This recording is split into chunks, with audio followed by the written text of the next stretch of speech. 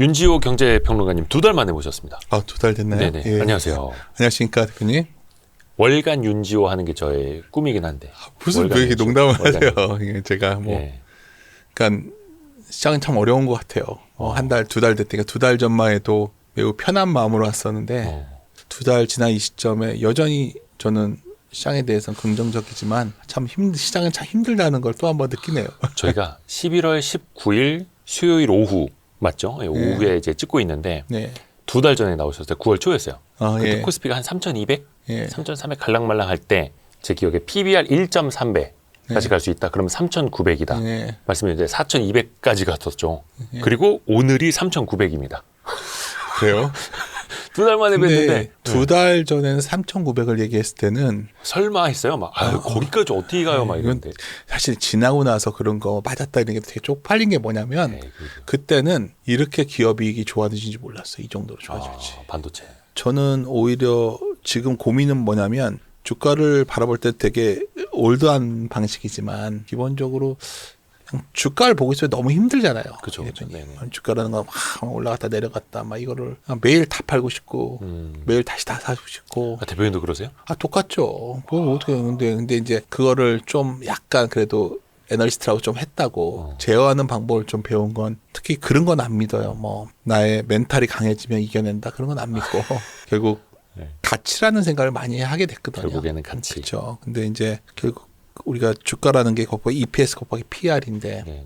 PR은 이제 추후에 논의하겠지만 EPS라는 걸 딱 생각하는 순간 이익이라는 게 나오는데 3분기 실적 보셨어요? 전 깜짝 놀랐거든요. 영업이익이 거의 코스피 200 기준으로 전 많이 보니까 거의 23%가 전년 대비 늘었거든요. 사실 사상 최대치였어요. 그러니까 그 정도 좋아질 줄 몰랐었다고요. 3분기가. 근데 당시에는 어떻게 보면 이제 멀티플 개념에서 조금 더 이제 1.3배까지 볼 수 있다. 네, PBR로 그냥 과거에 어떻게 보면 맥스로 하면 그 정도 아닐까 봤는데 여기서 고민이에요. 뭐 그 정도면 멈추는 게 맞냐 생각할 수도 있겠지만 이익이라는 게 이렇게 더 가파르게 올라가는 거라면 멀티플은 상대적인 가치잖아요. 그렇죠. 그러니까 가치라는 걸 이렇게 볼 때 사람들이 좀 수익 개념의 가치를 평가하는 방법이 있어요. 밸류에이션에는. 네네. 보통 그게 배당 할인 모임이라는 게 있고 또 많이들 선호하시는 DCF라는 방법식이 있어요. 현금으로 말입법. 그렇죠. 그다음에 상대가치법에 이제 PER, PBR. 근데 이 상대가치라는 건 결국은 약간 주관적인 게 개입되는 건데 그럴 수밖에 없죠. 네. PBR은 북과 P, 가격, 프라이스의 레이쇼, 비율 데이터. PER은 E와 P의 레이쇼 데이터. 레이쇼는 비율. 상대적인 네, 거잖아요. 상대적인. 근데 이제 문제는 뭐냐면 E가 이렇게 좋아져 버리니까 야, 혹시 이게 우리가 과거와 달리 한국이 시크리컬적 상황에서 약간 벗어나는 건가? 이런 생각을 당연히 10월부터 좀 하게 됐겠죠. 너무 세니까. 근데 그 입증할 수 있는 거는 기본적으로 E가 그냥 기조적으로 강한가를 봐야 되는데 네네. 사실 이번 실적 끝나고 나서 어제 업데이트한 건데 4분기 이제 다가올 4분기 4분기도 영업이익 추정치가 거의 일주일 만에 5.7% 올랐거든요. 근데 참 고민이 그 올라오는 이유를 보면 반도체예요. 그렇죠. 대부분 반도체. 여기서 이제 고민이 시작되는 거예요. 아 그래. 뭐 그래도 명색이 에너지 출신인데 이를 보면서 얘기해야지 이제 얘기를 하는데 실적 주정을. 2 곱하기 P인데 PER인데 네. 근데 여기서 E가 이렇게 좋아지는 거가 결국은 AI의 어떤 내러티브 성장 스토리잖아요. 네네네. 그 제가 가끔 언급드리는 책 중에 소위 내러티브 앤 넘버스라는 네, 책이 있어요. 네. 그게 이제 현존하는 굉장히 뛰어난 그 미국의 교수죠.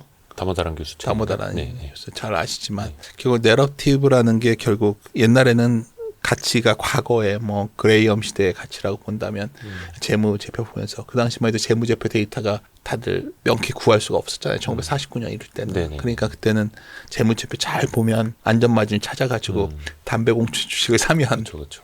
평균 회계할 거다. 뭐 이런 시대가 있었죠. 근데 지금은 안 맞잖아요. 잘 안 맞죠. 버핏이 출연한 뒤에는 뭐 저런 뭐 요즘도 그 논란이 벌어졌지만 뭐 순이익 이런 거보다는 거의 해자라던가 현금 흐름을 보게 된 거죠. 네. 진짜 니네가 현금 얼마나 있어 이런 개념을 본 건데 어느 순간부터 우리 시장을 글로벌하게 지배한 거는 결국 이런 성장에 대한 내러티브와 숫자가 결합되면서 주가가 올라갔거든요. 내러티브로 먼저 가고 숫자로 증명하고. 거의 같이 가속화됐었어요. 그래서 지금의 시장은 그런 시장인데 그러니까 이게 숫자가 나오고 있지만 이 숫자를 입증하는 내러티브가 강화될 때 이 숫자의 힘이 증폭되는 시대인데 이 내러티브에 대한 소위 시장의 의구심이 좀 나오기 시작한 거죠 최근에. 그냥 뭐 제가 뭐 예언자도 아니고 그게 결국 지나가는 바람일 거라고 보고 있지만 뭐 시장에서는 제 생각과 달리 이게 정말로 큰 문제가 될 수 있다.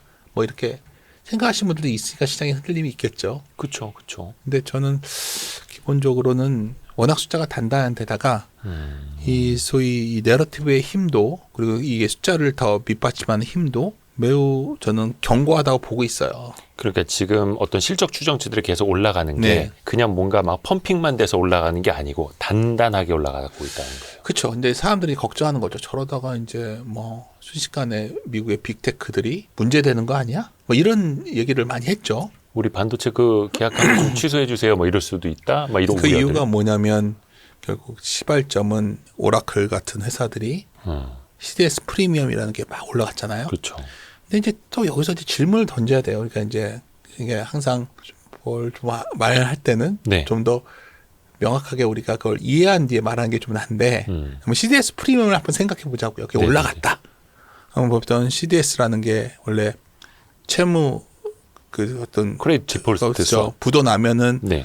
다른 사람이 다른 금융자가 채권자한테 대신 갚아주는 금융 상품이잖아요. 보험 같은 걸. 그렇죠. CDS라는 게 있는데 그 프리미엄 뭐냐면 그거 수수료예요. 그러니까 그 상품의 수수료가 올라간다는 건 되게 신용이 떨어지는 거겠죠. 그렇죠. 마이클 버리가 그걸로 빅샷이라는 영화 보면 그걸로 돈 벌었잖아요. 2008년에. 네. 그렇죠. 자꾸 그 얘기가 나오는데 그냥 결국 CDS 프리미엄이라는 게 올라가니까 정말 오라클이 망하는 거냐.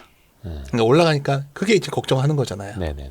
근데 CDS 프리미엄이 5년 예를 들어서 올라가는 이유는 어떻게 보면 지금까지 그런 빅테크들은 캐시플로가 매우 좋았었거든요. 그 좋아진 돈 잘 버는 회사들. 그렇죠. 그 돈을 갖고 주주에게 환원해주고 적절하게 투자를 했었는데 그래도 됐었어요. 네. AI 데이터 센터 설비 투자 비용이 엄청 예를 들어 반도체가 몇 배 오르는 게 있으면 비용이 올라갔겠죠. 그렇죠. 뭐 그게 전력도 인프라도 막 들고 가니까 비용이 많이 드니까 대출도 많이 받고 회사채도 막 발행하고 그러니까 오라클이 뭐 막 그때 추가 대출 받고 그러니까 막 CDS 프리미엄이 올라왔잖아요. 네.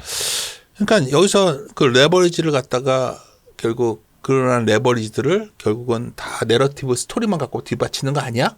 뭐 이런 걱정들을 하는 거죠 지금. 네네네. 그렇죠. 근데 한번 여기서 물어봐야 돼요. CDS 프리미엄이 왜 올라오면 너무 당연한 거 아니에요? 레버리지를 많이 쓰면 올라가는 거예요. 네. 원래 돈이 많으니까 많이 안 써서 문제지. 그리고 또 하나 있어요. 그 사실은 CDS 프리미엄이라는 게 올라간 거는 레버리지 증가인데 또 하나는 이런 빅테크들 뭐 메타 이런 기업들이 사실 캐펙스라는 거는 주주 환원액을 결정짓는 금액이거든요. 그렇죠, 그렇죠. 근데 이러한 기업들이 주주 환원을 멈추지 않고 있거든요. 주주들이 가만히 있지를 않으니까. 그냥 사실 주주에게 돈 안 돌려주지 않고 그냥 다 캐펙스 투자를 해버리면 이렇게 돈이 발행을 안 해도 되는데 그냥 지금은 주주에게 줄 돈도 주고 투자도 해야 되고. 해야 되니까. 그러다 보니까 이제 좀 소위 FCF 프리캐시플로우 잉여현금 흐름이 사실 2024년 정적으로 꺾여 내려오고 있거든요. 내려오고 있었는데 갑자기 지금 이제 막 그걸 보고서 이제 사람들이 야 이제는 이제 돈 없는 거 아니야 이런데 사실 잘 생각해 보시면 제가 제 뉘앙스를 느끼겠지만 이게 그렇게 위기여서라기보다 현재까지는 기업들이 어떻게 보면 좀 FCF 대비 캐펙스 그 비율이 좀 올라온 거는 좀 걱정이지만 이 기업 자체가 위험해진 건 아니지 않을까요? 그렇죠. 아니 이게 왜냐면 미국 사람들 빅테크를 보는 사람들 입장에서 보면은 네. 벌면 당연히 배당을 하거나 자사주 매입 소각하는 네. 방식으로 주주한테 돌려주는 게 너무나 당연하다고 보는데 네. 한국 사람 입장에서 보면 제조업, 경기 순환, 장치 산업 벌면 당연히 재투자하는 거 아니야라고 보던 사람들 네. 입장에서 보면 아니 그걸 보고 왜 놀래지?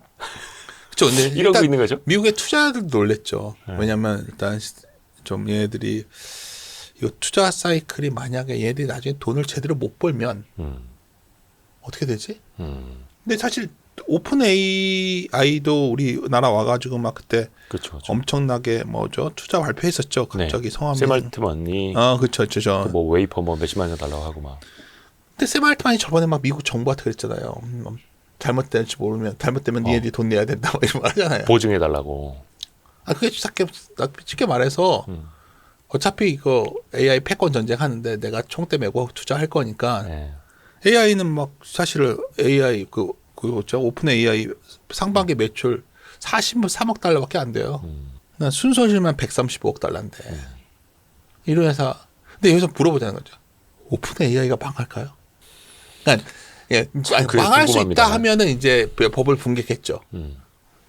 그런 상황이에요 지금. 이제 사람들이 안 좋게 보시는 분들은 야 이러다가 이제 너희들 큰일 나는 거 아니야? 그리고 뭐 이제 구조 자체도 이제 오픈 AI 말한 김에 엔비디아가 오픈 AI 투자하면은 오픈 AI는 오라클한테 투자하고. 네.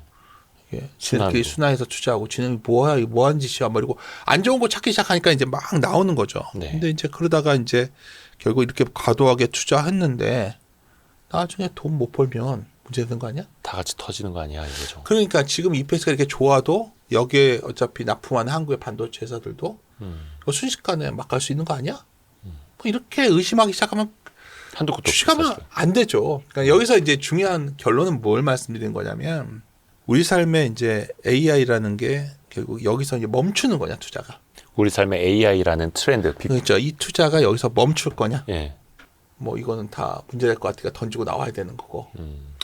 진통은 있겠지만 AI에 대한 어떤 소위 정부의 투자라든가 기업의 투자가 멈추지 않는다 본다면 뭐 주가가 뭐 좀 변동성이 있겠지만 그래도 내가 이 산업이 커지는 성장의 과실을 따먹고자 한다면 그건 투자자라면 당연히 고통스러운 기간을 좀 버텨내고 또 주가가 좀 더 내려와서 매력적인 구간이 생기면 또 어떻게 또 사서 좀 버텨고 그러다 보면 어느 날 좀 만기하는 구간이 오지 않을까 뭐 이런 건 투자자의 자세고 많은 분들이 이제 그럼에도 불구하고 이제 많은 분들이 첫 번째 굉장히 헷갈려 하시는 게 하나 있는 것 같아요. 제가 이제 저도 이제 회사 간두고 나와서 뭐 강의란 것도 하고 뭐 이렇게 하다 보니까 이제 개인 투자자분들을 만나 뵙고면서 느꼈던 거는 이 두 가지에 대한 개념이 약간 혼재되어 계시는 것 같아요. 트레이딩이라는 시각에서 본다면 이렇게 하면 안 되죠. 난 트레이더다 자처하신다면 먹을 땐 다 팔고 밀리언 까고 뭐 샀다 아래 샀다가 뭐 매매를 계속 해야 되는 거 아닐까요? 네네네. 근데 이제 이 트레이딩 영역이 이제 약간 여기서 이제 문제가 또 뭐냐면 트레이딩이라는 게 이제 굉장히 쉬워 보이는데 요새도 뭐 저도 가끔 요새는 이제 시간이 많으니까 아침에 일어나서 이제 와이프랑 같이 TV를 보다가 장 시작하면 증권 마상을 쭉 봐요. 이제 이렇게 보면 이사님도 이제 그쪽 하셨지만 다들 차트 띄워놓고 여기서 사가지고 여기서 파시고 뭐 말은 쉽죠. 야 근데 저게 하고 싶죠 저도 그렇게. 근데 이제 그게 참 어렵다는 거죠. 잘하시는 분들이 있죠. 근데 왜 어려워지는? 트레이딩이 뭐 나쁘다거나 불가능하다는 게 아니라 잘하는 사람이 있는데 대중이 그걸 보고 그 1000명, 10,000명, 10만 명 중에 한 명이랑 똑같이 할 수 있는 저는 그거 불가능하다고 저도 생각해요. 근데 이제 문제는 뭐냐면 예전에는 더 나았을 것 같아요. 저도 윌리엄 오닐이 쓴 책을 되게 좋아하거든요. How to make money in stock, 뭐 커비드 핸들 패턴 뭐 이런 거 되게 좋아요. 근데 이제 문제는 뭐냐면 시장을 좀 더 이해하신 분들이 이제 느끼는 건 뭐냐면 예를 들어서 기관 투자가를 예를 들면 주문을 넣을 때 이런 고민을 많이 하거든요. 어떤 날 이제 주문을 좀 대량으로 나눠서 사는 주문을 내면 어떤 알고리즘이 들어와서 앞에서 막 잡아먹어요. 네. 전 친한 사람들 얘기하다 보면 막 되게 그것 때문에 복잡해요. 네네, 그렇죠. 그러니까 옛날엔 트레이딩이 이렇게 보면서 했다면 트레이딩이라는 거는 사실은 시간이라는 걸 위험을 되게 줄이고 싶어 하거든요. 포지션을 안 들고 싶어 하고 그냥 순간적인 불균형의 규모 그것만 노리고 들어가는 거거든요. 네네네. 뭐 호가에서 나오는 그 묘한 불균형, 뭐 몸에 뭐 이벤트에 관한 불균형, 뭐 온갖 걸 이용하는 그리고 ETF에 관한 어떤 불균형 이게 약간 어렵나요? 괜히 말을 꺼낸 것 같은데. 아니요. 그러니까 그 시장이 매우 커져 버렸어요. 그게 최근에 이제 보시면은 한국 주식이 올라오면서 뭐 하인스 같은 종목이 하루에 8% 빠졌다, 5% 올랐다. 이게 지금 알고 매매가 알고리즘 그렇죠. 완전히 작동되고 있는 건데. 그런 펀드들도 규모도 되게 커졌으니까요. ETF가 커지면서 그게 매우 커졌거든요. 그러니까 저는 그 외국인 뭐 사고 판다 자꾸 어떤 분들이 대해서 방송에서도 얘기하는데 그거 정확히 알고 하는 얘기인지 모르겠어요. 이게 결국 기본적인 그 사실은 뭐 오일성 깨지면 팔고 뭐 사고 이런 방식이 예전엔 통했지 모르겠지만 지금은 뭐 중소형은 좀 모르겠어요. 큰 주식들은 사실 굉장히 알고리즘에 의해서 움직이고 있고 이거는 기본적으로 트레이더의 시각이라는 거죠. 그러니까 어떤 비효율적인 불균형을 찾아 헤매는 자금이 있고 그건 트레이더들이 잘 알고 있고요. 보통 사람이 그러한 알고리즘을 이겨서 호가를 더 싸게 잡고 호가를 비싸게 파는 가능성은 매우 적어지고 있다. 네. 그나마 투자자가 할 수 있는 게 뭘까? 개인이. 저도 개인 투자자니까 제가 무슨 뭐라고 저도. 그거는 결국은 어떤 불확실성이 커지면 제가 과거에도 한번 설명을 드렸던 것 같은데 여기서 말씀드렸는지 모르겠는데 리스크와 불확실성을 나누는 거에 대해서 뭐 그레이엄도 리스크란 챕터를 갖고 뭐 설명도 하고 뭐 많은 분이 했지만 저는 이런 표현을 쓰는 좋아하거든요. 뭐 아우드마스가 방금 전에 한국에 왔었지만 네네. 그런 개념 정의. 리스크는 연구 자본 손실이다. 손실이 나는 게 리스크다. 뭐 재무 관리에서 무슨 뭐 가격 변동성이 리스크다 이런 거 별로 중요치 않고 결국 리스크는 불확실성을 얼마로 가져오냐에 달려 있는 거죠. 네.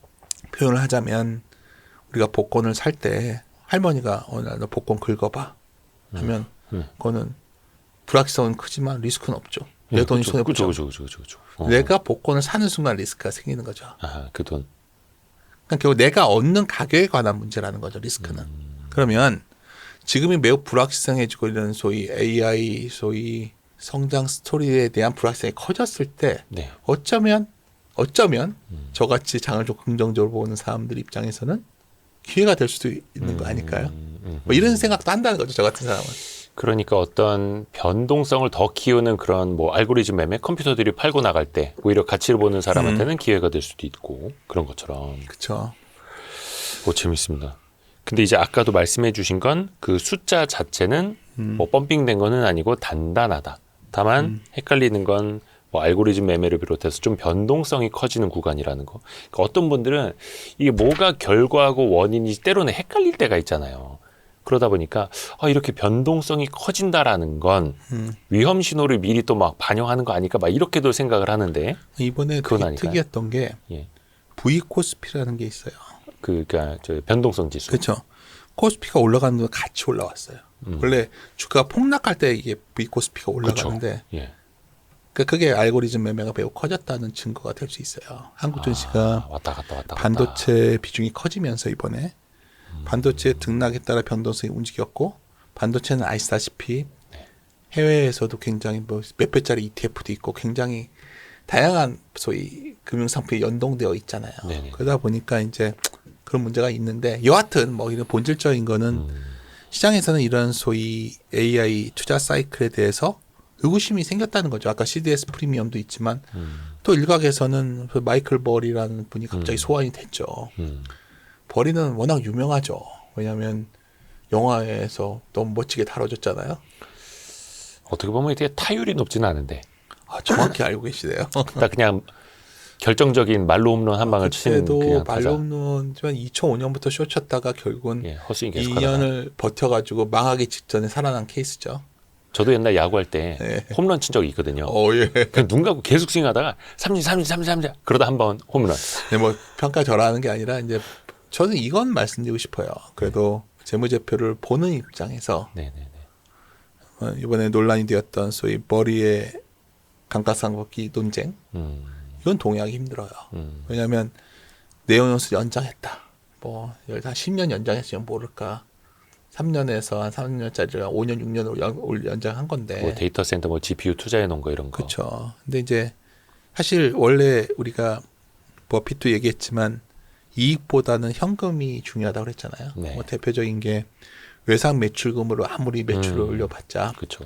최소 안 되면 나중에 장부상에는 순이익이 났는데 흑자 묻어나는 경우도 있잖아요. 그게 대표적인 소위 현금의 중요성이거든요. 네. 근데 이제 현금을 다룰 때 이제 가장 문제되는 비용 중에 하나가 감가상각비라는 거예요. 감가상각비라는 건 결국 뭐 어떤 서버를 샀다.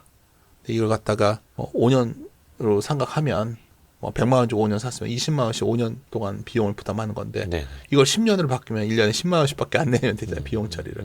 뭐 그런 거 갖고 이익을 조작한 거다. 이건 회계했는데 사실 이게 웃긴 게 그거의 결정은 경영진이 하는 거예요. 그렇죠. 감가상각 기관은 여기 또 컴퓨터 사셨는데 좀 길게 할 수도 있는 거죠. 네네네. 그 컴퓨터를 사용하고 있으면 되는 거 아니에요? 그렇죠.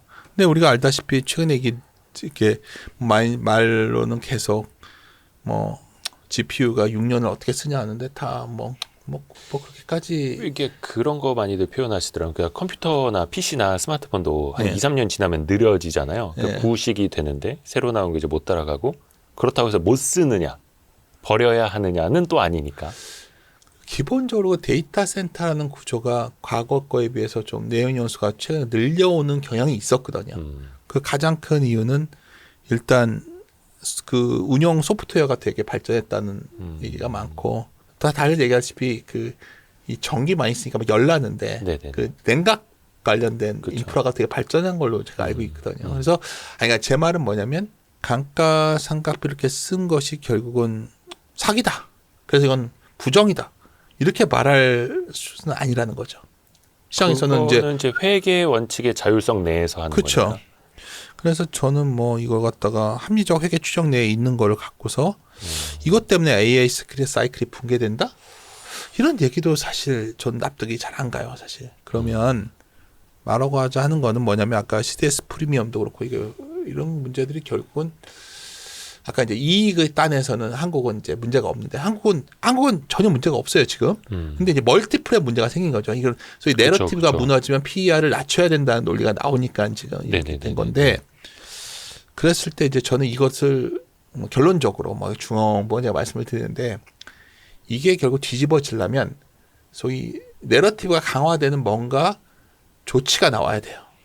최근 흐름은 어찌됐든 간에 금리도 못 내릴 것 같고 유동성 보강이 쉽지 않다는 식으로 자꾸 나왔잖아요.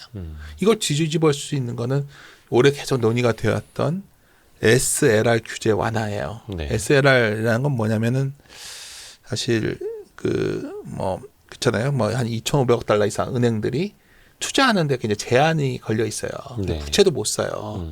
제대로. 그러면 이제 3%인가 그럴 거예요. 그게 뭐 제가 같이 선생님이랑 기억이 안 나는데 결국은 그 규제가 풀리면 네. 소위 투자은행들이 미국채를 더 사겠죠. 근데 왜 국채 사는 게 중요하냐? 주식이라는 게 결국은 가치라는 거는 크게 보면 이제 아까 뭐 현금이라고 보면 네. 자꾸 너무 교과서적인 얘기해서 재미없나요? 아니요, 좋습니다. 그러니까 빠져들어가고 있습니다. 아, 그래요? 아, 갑자기 이런 얘기하면 뭐 주가 오늘 뭐 지수 어디 밀리면 사고 뭐 이런 얘기가 좋아하실 것 같은데. 그건 뒷부분에서 여쭤보려고요. 그건 제가 잘 모르겠고. 제가 이제 최근에 이제 그렇게 좀 일반 투자들 만나다가 제일 놀랬던 게 이 부분이었거든요. 그러니까 밸류의 가치라는 얘기를 하는 순간 이건 얼마짜리 가치입니까? 지수의 적정 가치는 얼마입니까? 뭐 이런 거에 너무 궁금해 하시더라고요. 답이 있을 것 같아요. 숫자 노름. 그런 건 아니에요. 그러니까 가치의 방향인데 뭐 이걸 여기서 짧은 시간에 설명드리긴 좀 그런데 핵심은 가치의 방향을 주는 것은 핵심은 결국 현금 흐름 창출 능력이 제일 중요합니다. 네. 그러니까 이익률이 중요한 거예요. 그래서 아까 우리가 이번 실적 시즌에서 한국의 3분기에서 가장 놀랬던 거는 제조업 영업이익률이 다른 분들 관심 없어서 잘 안 적어놓는데 저는 이제 숫자를 계속 봐왔기 때문에 네. 놀랬죠. 9.3%였어요. 어디 미국이 우리요? 한국이요. 제조업 영업이익률이 9.3%예요. 그러니까 이게 뭐 엄청나게 좋은 거죠. 근데 재밌는 거는 이익이 그렇게 좋은데 어닝 서프라이즈 나온 비율은 40%밖에 안 됐어요. 그러니까 반도체를 과거랑 비롯해서 똑같았어요. 소수의 업체가 소수가 떼돈을 버는 거예요. 그렇죠? 그래서 이제 제가 말씀드리면 그러니까 어떤 가치의 방향이 좋아진다는 거는 쉽게 말해서 현금 흐름 창출 능력이 어디가 좋아지냐. 그게 이익률인데 그건 답이 나왔어요. 나온 게 이제 반도체 유틸리티가 나오는 이유는 거기에 이제 그 인프라가 기기가 있으니까. 그다음에 뭐 조선 같은 거 있고 그런데 여하튼 이런 방향이 있고 현금 흐름 성장이 나오려면 그 산업의 성장이 나와야 돼요. 그것도 뭐 볼 수 있는데 제일 중요한 게 세 번째인데 이런 현금 흐름이 얼마나 불확실해지냐 그걸 갖고 할인을 때린단 말이에요. 네. 그게 금리거든요. 그러니까 금리가 올라가면 할인폭이 커지니까 멀티플 조정이 있는 거일 수 있잖아요. 그렇죠. 그러니까 지금 시장에서는 내가 보기엔 우리 시장은 EPS 문제라기보다는 소위 현금의 안정성, 미래 현금의 흐름의 불확실성. 그러니까 우리가 투자라는 게 결국 현재를 내주고 미래를 사는 행위인데 미래의 불확실성이 커졌다 보는 거죠. AI 불확실성이. 그래서 아까 방금 전에 제가 그러한 의구심에 대한 제 생각을 좀 말씀드렸는데 CDS 프리미엄을 봐도 저희 제기되는 감가상각을 봐도 그냥 약간 가격이 너무 올라왔기 때문에 문제 제기가 된 거지. 그래서 우리가 내일 아침이면 엔비디아 실적이 나오면 사람들이 내일 뭐 세상 망할 것처럼 오늘 아침부터 난리더라고요. 솔직히 이제 어떤 사람들은 그런 질문을 할 수도 있을 것 같아요. 뭐 네. 엔비디아 실적 얼마나 나올까요? 어닝 쇼크일까요? 어닝 서프라이즈일까요? 그런 걸 여쭤보기엔 좀 그렇고. 근데 저는 그걸 여쭤보고 싶어요. 그러면 어닝 서프일 수도 있고 쇼크일 수도 있고 아니면 컨센서스 정도로 나올 수도 있고 물론 이제 거기에 따라서 젠슨 왕이 뭐 멘트가 어떻게 나올지는 모르겠으나 시나리오별로 어떻게 대응을 하는 게 좋을까? 이걸 좀 여쭤보고 싶거든요. 하나만 말씀은 네. 뭐 좋게 나오나 나쁘게 나오나 사람들이 이 이벤트를 갖다가 되게 안 좋게 보던 것 같아요. 그러니까 사람들이 그때 붕쳐 돌았을 거다 얘기들도 하지만 기본적으로는 좋으면 좋은 대로 나쁘면 나쁜 대로 그러니까 만약에 어떤 경우가 됐던 간에 뉴스가 나온 뒤에 좀 주가가 변동성이 커지면 결론은 하나예요. 저는 나눠서 사야 될 시기겠구나. 그러니까 엔비디아 실적이 좋게 나오든 나쁘게 나오든 네. 미리 안 보시고. 그냥 사야 돼. 이 이벤트에 대한 어떤 이 시기에 대한 두려움이 되게 컸었다는 거죠. 그냥 어떻게 보면 이게 뭐라 해야 되나 막연한 두려움 같은 거예요. 그러니까 막연한 게 아니라 엔비디아가 뭐 좋게 보려면 좋게 볼 수도 있고 어떤 데이터를 나쁘게 보려면 나쁘게 볼 수도 있는데 네네. 엔비디아가 지금부터 내년에 갑자기 숫자가 확 꺾일 가능성은 적거든요. 얼마나 기대가 높았냐 낮았냐 이런 고민만 있었던 거예요 지금. 기울기 각도의 문제. 그렇죠. 예. 그럼 내일 뭐 좋으면 좋은 대로 앞으로 그 좋은 게 계속 지속되지 힘들 거란 얘기도 나올 수 있고 뭐 온갖 얘기가 나와서 하여튼 어쨌든 간에 위로 올라주면 좋은데 내일 변곡점 올라주면 좋겠지만 네네네. 뭐 어떤 경우가 됐든 간에 워낙 사람들이 현재 상황을 불안해 하시기 때문에 그로 인한 주가가 좀 충동 변동성이 있다면 또한 좋은 저희 나눠서 살 수 있는 기회로 보고 있는 거예요. 그러니까 저도 이제 생각이 드는 게 예. 엔비디아는 이제 젠슨 왕이 계속해서 그 수요가 얼마나 강력한지를 열변을 토하고 있고 예. 근데 또 그 빅테크들이 엄청난 레버리지를 끌어와서 뭐 GPU를 사겠다라고 저렇게 줄 서고 있고 자금을 조달하고 있다라는 건 엔비디아 실적이 좋다는 뜻이잖아요. 단기간엔 꺾인다는 뜻이야. 왜냐면 저들이 돈을 엄청나게 조달해서 또 산다고 그 기대 하니까. 수준에 관한 거죠. 좋은 건 다 아는데 네. 그 지속 가능하냐를 더 젠스 왕이 더 확고한 이야기를 해주길 바랄 텐데 그 얘기에 조금만 못 미쳐도 시장이 실망할 수도 있는 거죠. 우리가 그걸 알 수가 없다는 거예요. 제 말은. 그러니까 항상 그 시장의 컨센서스 기대치를 아는 게 되게 중요한데 네. 특히 그 부분에 대해서는 조금 더 그게 기대 추진이 어디냐. 그게 기대 추진이 딱 뻔했다면 주가가 이렇게 아래 위로 왔다 갔다 안 했겠죠. 오늘은 어쩔까요? 아침에 많이 밀렸다가 좀 돌아섰으면 내일은 기대 수준이 또 그러니까 이거는 사실 계속 다람쥐 쳇바퀴 돌듯이 결국 심리에 관한 문제로 또 귀착이 되는데 심리에 관한 문제가 되면 많은 사람들이 그냥 멘탈 관리하면 된다. 이거 굉장히 위험한 말이거든요.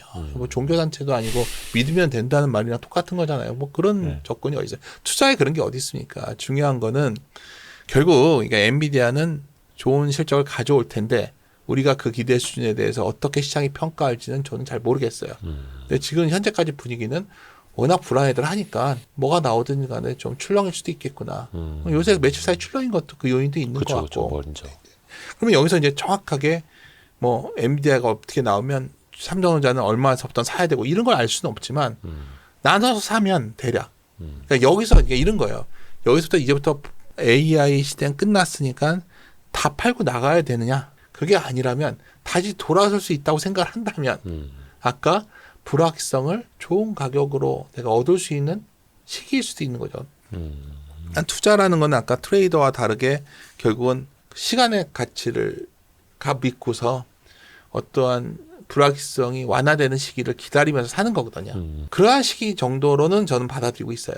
근데 지금 여기서 뭐 정확하게 뭐 엔비디아가 그럼 엔비디아가 어떤 말을 하면 시장이 환호할까요? 뭐 이런 거 뭐지? 그러면 잘 모르겠어요. 저는 뭐 지금 뭐 저는 그래서 최근에 너무 AI에 대해서 불편해하는 건 분명한 것 같아요. 좋은 뉴스에 대해서도 상당히 불편해하는 느낌이 있기 때문에 이게 일거에해서 될 건지 젠스상이 어떤 말로써 그건 제가 알 수가 없겠어요.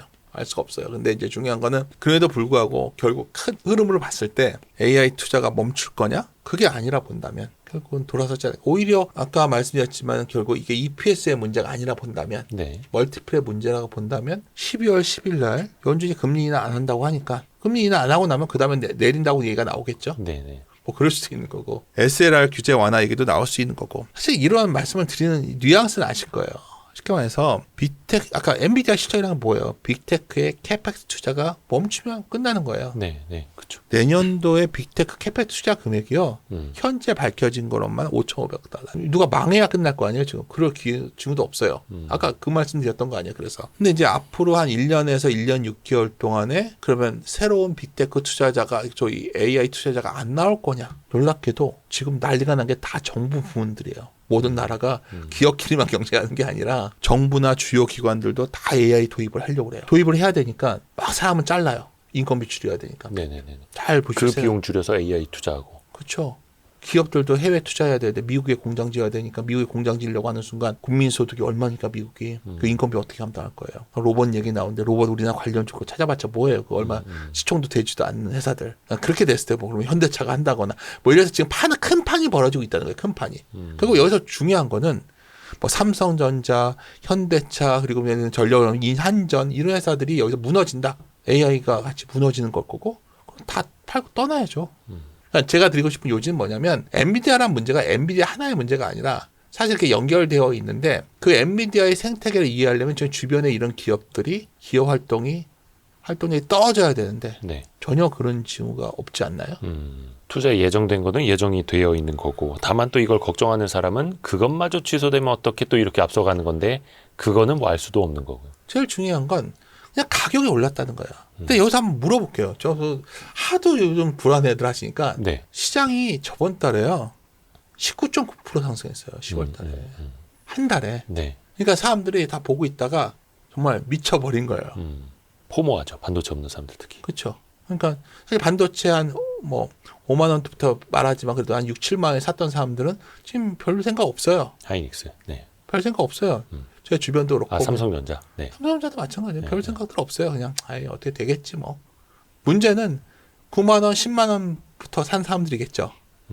근데 11월에 주가가 엄청 빠진 것 같아요. 오늘 아침에 많이 폭락했을 때가 11월 월간으로 한 6% 빠진 거였어요. 네. 고점에서 한 10% 빠진 거예요. 예. 강세장에서 항상 이 정도 조정은 있을 수 있는 거거든요. 그렇죠. 그렇죠.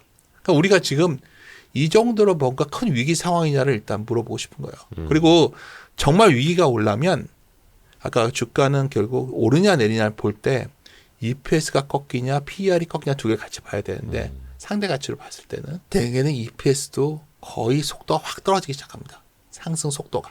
증가율이 떨어진다고요. 네네네. 근데 아까 제가 서두에 그래서 말씀을 드린 거예요. 한국의 3분기 이익 증가율이 4분기로 확 부러져야 되는데 오히려 더. 버텨주고 있는 4분기도 원래 계절성 때문에 그렇죠. 이래서 4분기는. 그런데도 저 정도 유지되고 있고 그러니까 그렇게 본다면 뭐 그렇게 부러지는 건가 이익 쪽에서 그러면 아니면 뭔가 망해야 되거든요. 그러니까 사실 아까 머리 얘기한 김에 마이클 버리. 2005년부터 K실러 주택 지수도 무너지고 부동산이 다 꺾였을 때 많은 사람들이 이제 모기지 터진다고 하고 숏을 쳤어요. 다 망했죠. 숏 친 애들. 버틴 사람만 살아남았는데 그때 결론적으로 중요한 건 뭐였냐면 결국 어떤 금융경이 망하면서 시작된 거예요. 금융 파이낸스 위기가 오려면 지금 상황에서 뭐가 망해야 돼요. 빅테크가 망하든지 그래서 빅테크에 돈을 준 대출 회사가 망하든지 그리고 나서도 무너지면서 물론 손실을 보고 팔겠지만 그때 팔아도 돼요. 그것도 아직 안 나왔잖아요. 코로나는 좀 다른 경우죠. 코로나는 사람이 죽은 거고 뭔가 큰 사건은 예기치 않은 큰 사건이 터지면서 시작이 됐는데 지금 분위기가 뭐냐면 오라클 CDS 프리미엄 올랐잖아. 망할지 몰라. 오라클은 가만 보면 그럴 상황도 아니고 감가상각이 봐 회계 부정이래. 봤더니 솔직히 말해서 주주환원 좀 줄이면은 지돈 갖고도 할 수 있는데 이런 상황이 IT 버블 터질 때야 증자한 자금 갖고서 회사 돌리다가 그 돈 떨어지면 망하는 거였어요. 네, 네. 구조를 좀만 이해하신다면. 네. 제가 드리고 싶은 요지는 주가가 얼마까지 빠지냐 그건 제가 잘 모르겠지만 무너지면서 밑에가 지하실을 파고 끝없이 빠지는 거냐. 그러니까 마치 지금 종말이 온 것처럼 생각들 하시는 분들이 계셔서 그건 아닐 것 같다는 거고 결국 어느 시점에 EPS 부분은 살아있고 멀티플 부분을 움직여주는 어떠한 아까 SLR 규제 완화라던가 아니면 뭐가 있을까요? 뭐 내일 잭슨의 발언이 있을 수도 있겠네요. 뭐 이런 소위 촉매제가 나와준다면 시장은 돌릴 수도 있는 거예요. 우리가 그거를 자꾸 그걸 맞추려고 하니까 문제라는 거죠. 우리가 지금 여기서 우리가 불확실성을 투자자의 시각에서 바라볼 거냐. 그러니까 아까 투자라는 건 뭐냐면 리스크를 어떤 불확실성을 감수했을 때 제가 글에 다 쓴 건데 네. 그 시간이 지나면서 그 불확실성이 해소되면서 보상을 드리는 거예요. 투자예요. 쉽게 말해서 기억해 보시면 그렇죠. 이번 4월 달에 트럼프가 관세를 때렸을 때 어떤 사람들은 대공황 온다고 걱정할 때 네네네. 아 이게 대공황이 안 갈 거야. 뭐 그때가 갔겠어 하면서 이 불확실성이 해소되는 걸 먹으러 가는 게 투자인 거야. 지금의 불확실성은 AI가 결국은 끝나간 거 아니야? 이 불확실성이 해소되면 성공하는 거고 네. 제 생각과 다르게 AI가 투자가 끝난 거면 제가 잘못 본 거겠죠. 그게 투자자라는 거죠. 불확실성이 있어야 살 수 있는 기회가 있는 거고. 그렇죠. 요 그림 하나 잠깐 보여드릴게요. 예. 미국이에요, 미국. 제가 이제 어제 저녁에 이걸 제가 3시에 보냈네요. 새벽 네, 3시에. 새벽 3시에 보내주셔서 자료를. 어휴. 제가 오다가 원래 네. 좀 나이가 드니까 일찍 잠이 들 때가 많은데 아유. 저녁에 이제 제가 다음 주에 어디 강의가 이제 시작되기 때문에 제가 하는 곳에서 그래서 이제 준비하다가 이제 미국의 데이터를 좀 보게 된 거예요. 미국의 경기가 어떤가를 따져봐야겠죠, 지금. 네네네. 그러니까 여기서 미국이 소위 하이테크 투자를 어떻게 하는지 유지하려면 아까 말했던 규제 완화까지 간다는 거죠. 네. 이해하셨어요? 네. 멀티플을 움직이려면 지금 어떻게 보면 내러티브를 살리는 유동성 보강이 있어야 되는데 사람들은 이제 금리 이번에 인하 못한다 얘기를 하지만 어떠한 방식이든지 그런 이걸 이어갈 수밖에 없는 이유가 뭐가 있다면 이러한 질문을 던질 수 있잖아요. 네. 보면 이제 미국의 하이테크와 전통 제조의 캐펙스 투자예요. 잘 안 보여서 그런데 여기가 화면, 네. 최근 것까지인데 제조업 투자는 없어요. 다 하이테크예요. 쉽게 말해서 미국 경기는 지금 이 투자에 의해서 유지되는 거고 이건 다른 데서 따온 그림인데 쉽게 말해서 AI 투자가 미국 GDP의 4%밖에 안 되는데 상반기 경제 성장률의 92%를 작용한다고 모 회사 자료에서 제가 딴 거예요.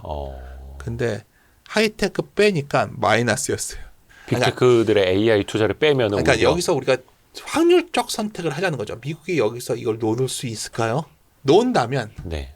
아까 말했던 소위 알트만이야 문제가 됐다 치자고요. 오픈 AI가 놓을 수 있을까요? 요거는 잠깐 이제 망상을 한번 해보는 건데요. 네. 만약에 오픈 AI가 망한다, 파산 신청한다, 뭐 챕터 11 이런 거 네. 있지 않습니까? 그러면 저는 예전처럼 AIG처럼 미국이 구제금융 투입하거나 아니면 사우디가 사겠다고 할 것 같은데.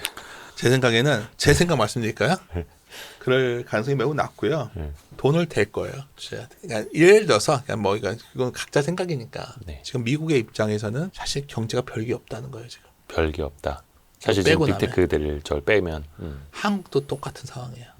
자꾸 낙수 효과 뭐 이런 얘기를 자꾸 하는데 솔직히 급여가 크게 올라갈 일도 없고 부동산이 크게 올릴 일도 없고 지금 최근 상황 결국은 지금 달린 거는 우리가 글로벌 그나마 공급망이 좀 분리되면서 중국이 배제되면서 한국에 온 기회.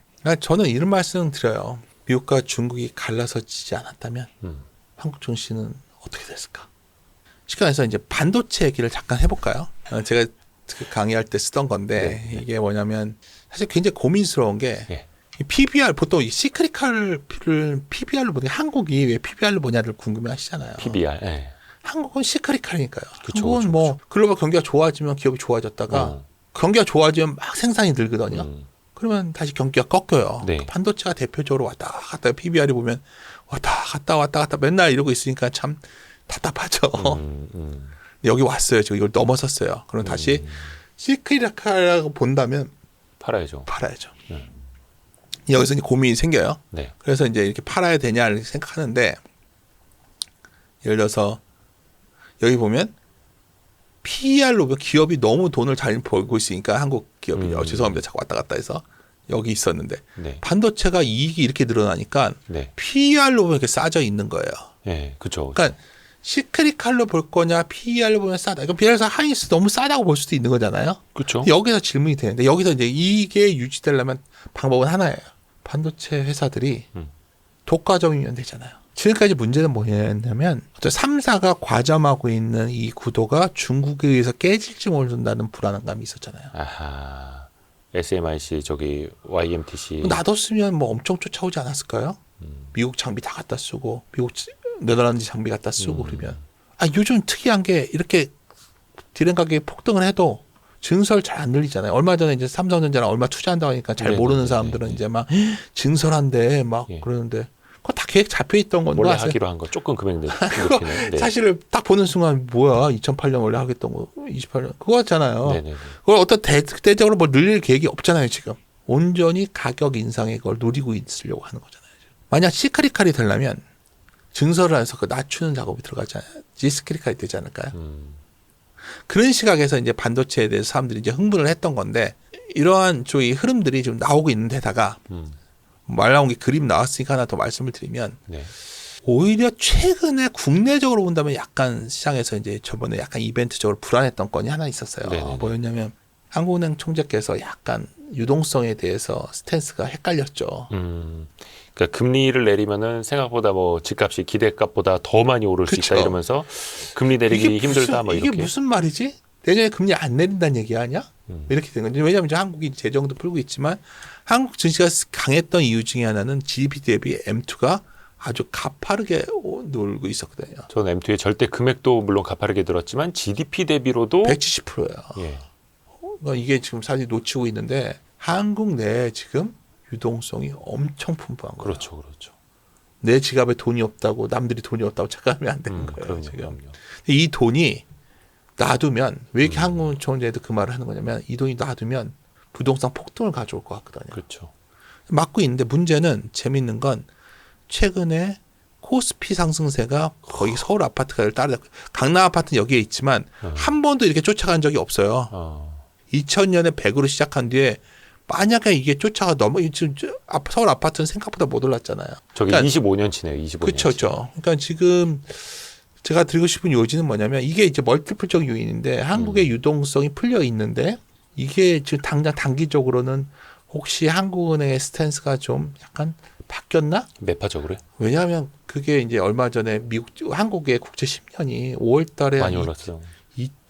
내가 알기로는 2.6 정도였는데 이번 주에 3.3이거든요. 아시잖아요. 그 경제 방송 진행하시니까. 3.3 캠퍼스 홍보하시는 거 아니에요? 또 왜 왜 그러시니까 진짜. 국채 10년물이 3.3%. 네, 갑자기 당황했어요. 아니 이거 공교롭게도. 그러니까 네. 3.3%니까 이게 생각보다 지금 국내 유동성에 대해서도 약간 그러니까 할인율이라고 했죠. 할인율. 네. 이게 막 움직이는 거죠 지금. 네. 여기서 이제 더 크게 생각해 보면 결국 만약 이 유동성이 어찌든 간에 주식의 대기자금으로 있지 않을까요? 있죠. 예. 매우 큰 자금이 지금 계속 대기할 확률이 높아져 있는 상황이라는 거죠. 그리고 이제 우리가 흔히 말하는 버핏 지수로 봐도 한국 증시가 이거 그래프 나온 김에 몇 가지 보여드린 건데. GDP 대비 시가총액이요. 그렇죠. 일본, 미국 보시면 다 아베 때도 못 올라가다 결국 우리도 이거 시작한 거잖아 이제. 그러니까 우리가 저 맨 밑에 있는 게 한국인가요? 한국이죠. 아, 이제 정말 네, 설마 했습니다. 참담한 수준이에요. 네, 네. 여전히. 근데 이제 아까 저렇게 원래 M2가 저 정도 풀리면 주가가 이렇게 가 있어야죠. 우리는 이게 온전히 주식시장에 들어오지 않으니까 여기 이러고 있었는데 만약에 방금 전 그림과 연동해서 생각해 보면 네. 만약 이런 식으로 바뀌는 거라면 드디어 명목 GDP 대비해서 시총 규모가 상당히 올라올 수도 있겠다. 그러니까 저희는 생각보다 하방이 매우 견고하다. 이렇게 주가가 올라온 것 같아도 그 말씀을 갑자기 잠깐 드렸는데 네, 네. 결론을 말씀을 드리면 한국이 시크릿컬적 요소를 볼 거냐 아니면 구조적인 좀 전환이 이거는 사실 여러 가지 이제 논란이 있겠지만 저는 한국이 뭐 시크릿컬을 완전히 벗어날 수는 없다 봐요. 현재 다행스럽게도 중국이 분리되면서 한국이 몇십 년 만에 사실 이럴 일이 별로 없었잖아요. 사실 중국이 세계의 공장이었는데 왜 미국 애들이 그렇게 비싼 한국 물건을 한국의 공급망을 쓸 수밖에 없게 된 거 아니에요 지금? 네, 그렇죠. 한국에게 제조업이 잘 된 데가 언제 있었죠? 80년대 빼고 있었나요? 뭐 중국 경기 좋았을 때 2000년대 2000년대는 중국의 중간재를 같이 갔던 거죠. 80년대는 세계가 분리되어 있을 때였잖아요. 그때 그러니까 삼저 호황 때. 그때는 한국이 제조를 해주는 나라였잖아요. 네, 네, 네. 사실 그때밖에 없어요. 아시아 비슷한 네 경우가. 마리의 용 그때. 예. 그렇죠. 한국이 공장이었죠 그때는. 그러니까 공교롭게도 굳이 비교를 한다면 그런 상황까지 돼버린 거죠. 그래서 시장에서 저같이 좋게 보는 사람들은 야 이게 뭐지? 이런 시대가 왔네 하는 입장인 거고 아니 너희를 너무 오버하는 거야 한다면 할 말은 없지만 그래서 저는 주가를 보는 프레임은 계속 다른 데서도 말씀드리는 건데 이 거버넌스 계열이라는 게 멀티플 요인이 되고 아까 말했지만 유동성 이 글로벌 유동성에 관한 것들이 한국의 유동성에 관한 것들이 멀티플을 갖다 받쳐줄 건데 현재는 이게 좀 주춤한 상태고 EPS에 대해서는 이 소위 내러티브가 연결돼 가지고 수출주가 재평가되는 건데 사실 이것도 이쪽 내러티브가 약화되니까 좀 주춤하지만 기본적으로 이게 골고루 무너졌다 보진 않고 있는 거죠. 그래서 뭐 오늘 뭐 아침만 해도 더 암울했는데 조금 뭐 장은 버텨주는 것 같은데 그 변동성이 계속 있더라고. 뭐 보합권 올라왔다 지금 또 다시 한 0.97% 또 빠지고 있고 막. 아우, 이 변동성이 큰데 사실 이거 갖다가 가격만 보고 있으면 정말 아무것도 못하는 시장이기 때문에 저는 그래도 어떤 이런 가치의 방향을 좀 믿고 가보자. 나중에 잘못되면 제가 욕을 먹겠지만 저는 아직까지 그런 가능성을 좀 놓기에는 우리가 갖고 있는 여러 가지 기업의 이익이라던가 저희 유동성의 질이라던가 이런 부분이 아직은 그렇게 장이 무너질 정도의 수준은 아니다. 저는 이렇게 판단하고 있습니다. 가격만 보고 있으면 아무것도 못한다. 명언입니다. 명언입니다. 근데 또 이제 그 가격이라는 게 이성을 마비시키지 않습니까? 막. 다 마찬가지. 처음에 말씀드렸지만 다 팔고 지금 같은 다 팔고 그냥 쉬는 게 제일 마음 편하죠. 마음으로는. 근데 투자 잘하면 그럴 수가 없다는 게 고통이죠. 그렇죠. 뭐 투자를 하루 이틀만 하고 끝낼 그러니까요. 거 아니라면 평생 해야 되는 거니까. 그 아까 잠깐 이제 금리 말씀을 좀 해주셨는데 네. 진짜 우리나라 그 국고채 금리가 많이 올랐어요. 맞습니다. 이게 그냥 금리 인하 기대감이 조금 낮아졌기 때문인 건지 다른 뭐 불안 요인은 없는 거예요? 핵심은 하는 총재가 금리 더 낮추기 힘들 것처럼 얘기하니까 튄 거죠. 뭐 재정 지출은 워낙 많았고. 그렇죠. 앞으로 우리도 국채 발행이 많을 거고 예. 뭔가 그거의 수급에 대해서 자신이 없는 데다가 네. 밑단에 깔린 생각은 인플레도 잘 안 잡힐 것 같고 또 생각보다 경기도 나쁘지 않아요. 수출 기업들이 좋아지는 거니까. 그러니까 수출 기업이 좋아지면서 반도체 좋아지면서. 그러니까요.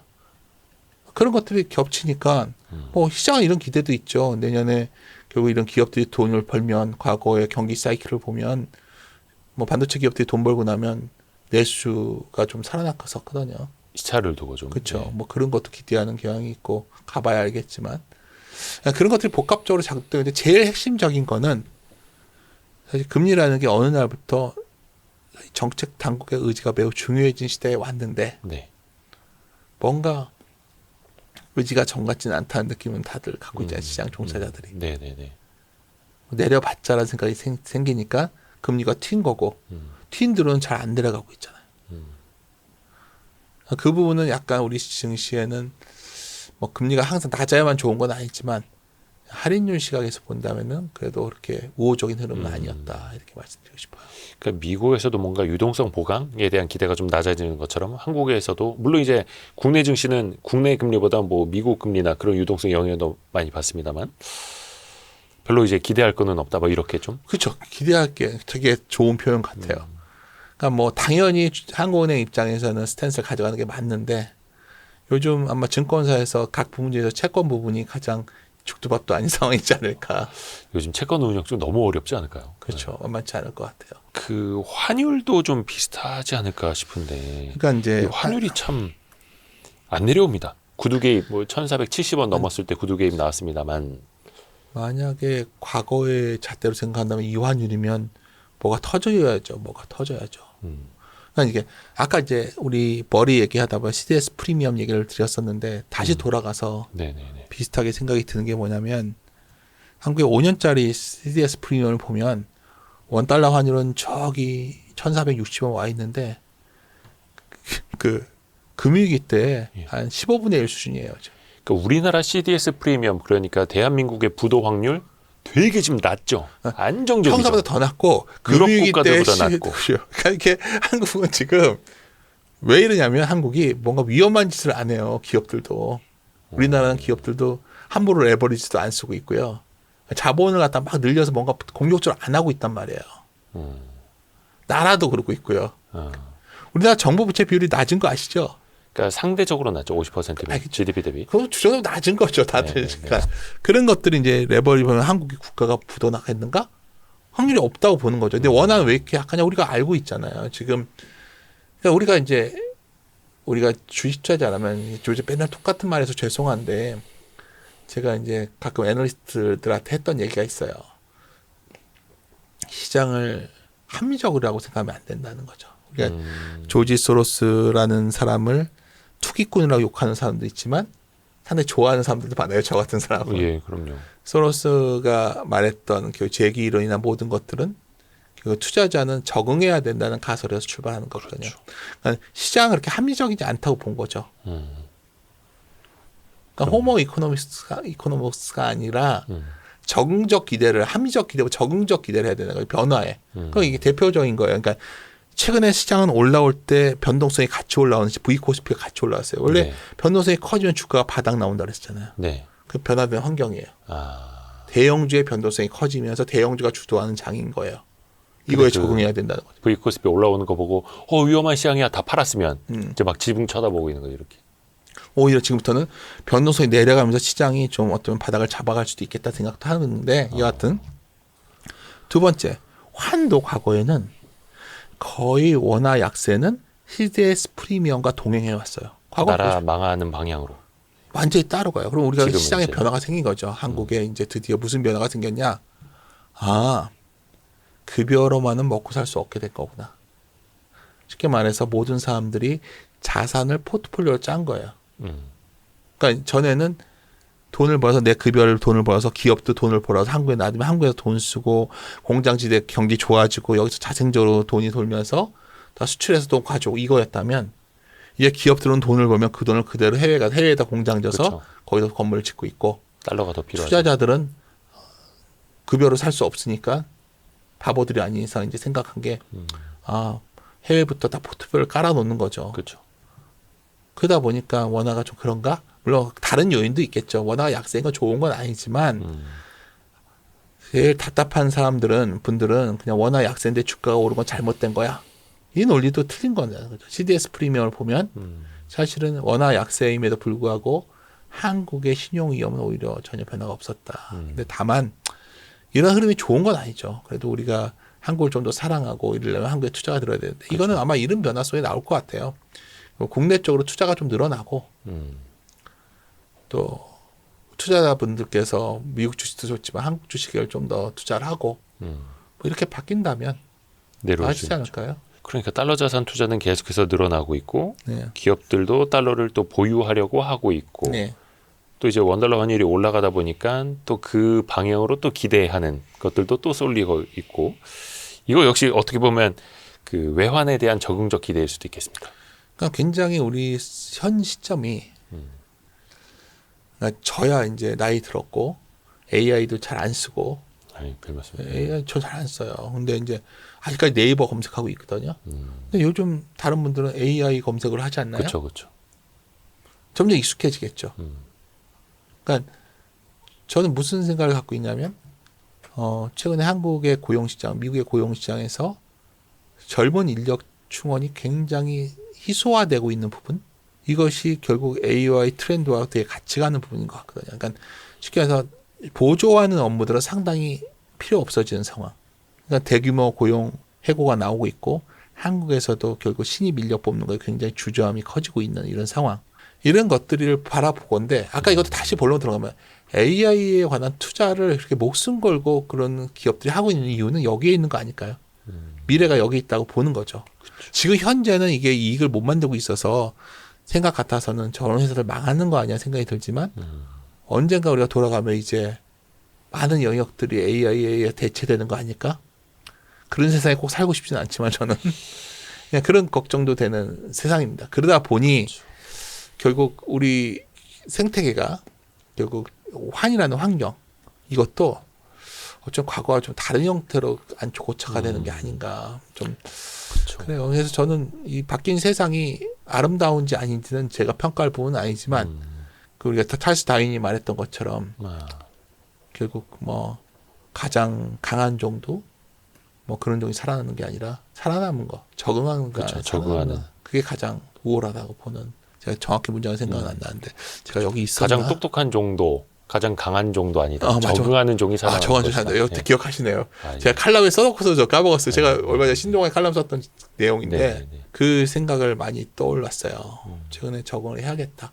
저도 나이가 들었지만 그래서 사실 잘 얘기 안 하는데 AI도 켜봤는데 전 특히 별로 마음에 안 들더라고요. 그게 뭔가 제가 직접 읽고 정리하는 게 좋지 요약된 형태는 확실히 우리의 사고력을 제한하는 그렇죠, 그렇죠, 그렇죠. 네, 그런 생각. 그러니까 그 환율 자체도 좀 달라진 세상, 바뀐 세상에도 우리가 적응할 필요가 있겠고 또 요즘에 나오는 미국의 그 고용 지표도 보면 어쩔 수 없이 그 AI 때문에 레이오프를 하는 거지 막 경기가 너무 안 좋아서 기업들이 어려워서 내보내는 건 또 아니다. 그래서 고용 지표도 이제는 어느 정도 숫자를 좀 낮춰봐야 하는 것 아니냐 또 이렇게들도 보더라고요. 그러니까 지금 참 헷갈리는 상황이에요.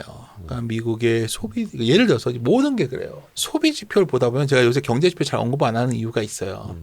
저도 오랫동안 업데이트하던 경제 데이터들이 있는데 미국의 소비를 보면 소위 소득 분위 하위층은 돈이 없어서 소비를 못 하고요.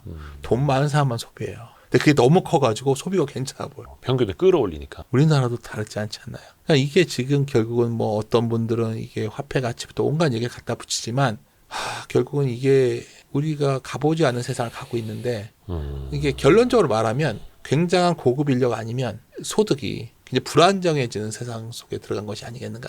고용시장도 거의 연동된다는 거죠. 그러니까 소비 형태도 그렇고 그 소수는 뭔가 그 소위 그러한 세계 중심에 있는 사람들 외에는 참 그래서 우리 대한 애들이 있어요. 우리 첫 둘째가 취업을 했는데 제가 이제 뭐 이제 자꾸 딴 데 가려고 했는데 은행에 됐길래 은행 다니라고 하는데 제가 이제 계속 말했던 게 은행이 제일 안정적이다 하는데 우리 아들이 별로 마음에 안 들어 하더라고요. 자꾸. 근데 하여튼 중요한 건 세상이 굉장히 직업의 안정성도 떨어진 시대에 들어가는 것 같고 그러다 보니까 여기서 이제 결론은 뭐냐면 투자 안 하고 살면 참 편할 것 같아요. 저는. 그렇지 않을까요? 근데 그럴 수는 없잖아요. 상황이 지금 내몰리고 있다는 거죠. 그러니까 뭐냐면 어떻게 말씀드렸지만 한국의 GDP 대비 MT를 보다 모든 것은 이제 임금 소득을 갖고는 굉장히 한계적인 상황이 왔는데 그렇죠. 심지어 그나마 가장 편했던 투자였던 부동산마저도 뭐 강남이야 좋겠지만 일부 지역 그거는 그게 소수의 영역이고 나머지 부동산을 갖고 뭔가 내 자산을 크게 늘릴 수 있는 가능성은 점점 낮아지고 있고 미우나 고우나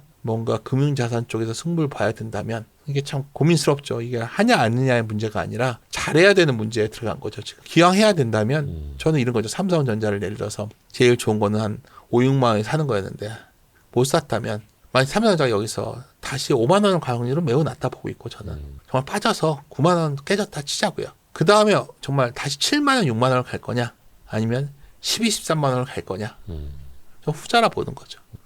뭐 너무 러프한 얘기 같지만 정말 뛰어난 트레이더가 될 자신이 없다면 이러한 투자자의 마음 정도가 그나마 우리가 할 수 있는 대안 아닐까요? 그렇죠. 이게 뭐 멋진 조언이 될지는 않겠지만 이 대표님이랑 오랜만에 이렇게 얘기를 나누는데 네. 2달 전에 왔을 때는 무조건 하셔야 되냐 했다면 지금도 결론은 미우나 고우나 불안하나 어떡하나 하지 않을 수는 없는 상황에 있다. 아니면 그냥 현금 갖고 마음 편히 지내시는 것도 방법이에요. 뭐 굳이 그러니까 너무 불안해하시는 분들이 많기 때문에 그런 분 투자하시면 안 되거든요. 예를 들어서 이런 증상들 한시도 시세를 못 보면 못 견디겠다. 그만하셔야죠. 그리고 자기의 투자 판단을 남에게 의존하신다. 저를 포함해서 매일 유튜브 보면서 저분이 오늘 무슨 말했지 이런다면 벌써 투자하시면 안 되는 분이죠. 결국은 물어보셔야 돼요. 이 자금을 내가 그래도 어느 정도 떼어놓고도 내 삶이 버틸 수 있는 돈을 갖고 나는 이러한 방향에 대해서 내 스스로 나도 동의한다면 투자를 해보는 거죠.